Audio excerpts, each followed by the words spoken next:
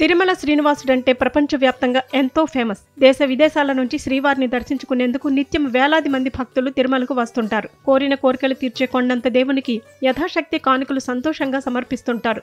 అలంకార ప్రియుడైన స్వామివారికి కొందరు ఆభరణాలు సమర్పిస్తే మరికొందరు వడ్డీ కాసుల వాడి హుండీకి నగదు కానుకలు సమర్పిస్తుంటారు. ఈ క్రమంలో స్వామివారి హుండీ లెక్కలు ఎప్పటికప్పుడు కొత్త రికార్డులు సృష్టిస్తూనే ఉన్నాయి. ఈ క్రమంలో గత ఆగస్టు నెలలో శ్రీవారి హుండీకి ఏకంగా 123.43 కోట్ల ఆదాయం సమకూరింది. ఈ నెలలో స్వామివారిని 23,15,330 మంది భక్తులు దర్శించుకోగా 8,94,843 మంది భక్తులు తలనీలాలు సమర్పించుకున్నారు.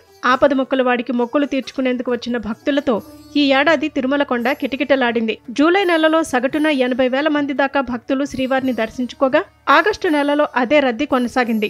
ఇక ఆగస్టు 19న శ్రీవారి హుండీ ఆదాయం అత్యధికంగా 5,30,19,700 రూపాయలు రాగా ఆ రోజు శ్రీవారిని 76,033 మంది భక్తులు దర్శించుకున్నారు.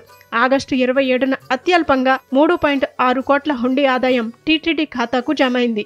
ఆగస్టు 27న 77,185 మంది భక్తులు శ్రీవారిని దర్శించుకోగా 23,098 మంది భక్తులు తలనీలాలు సమర్పించారు. కాగా ఆగస్టు 16న అత్యధికంగా 87,759 మంది భక్తులు శ్రీవారిని దర్శించుకోగా అత్యల్పంగా ఆగస్టు 28న 63,843 మంది భక్తులు మాత్రమే స్వామివారిని దర్శించుకున్నారు.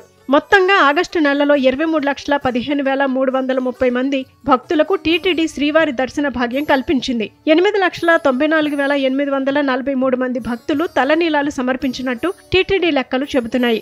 ఇలా ఆగస్టు నెలలో తిరుమల యాత్రకు వచ్చిన భక్తులకు టీటీడీ కూడా ఎలాంటి అసౌకర్యం కలగకుండా సేవలందించింది.